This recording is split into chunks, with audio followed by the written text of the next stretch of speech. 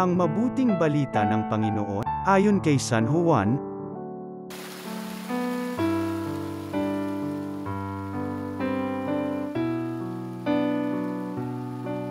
Kinagabihan ng linggo ding iyon, ang mga alagad ay nagkakatipon.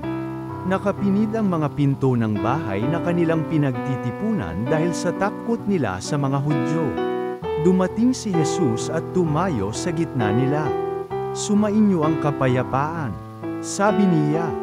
Pagkasabi nito, ipinakita niya ang kanyang mga kamay at ang kanyang tagiliran. Tuwang-tuwa ang mga alagad nang makita ang Panginoon.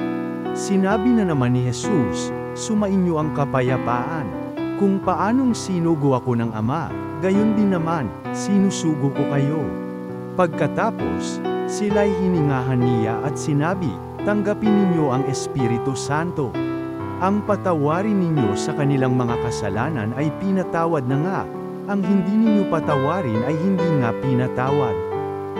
Ang mabuting balita ng Panginoon.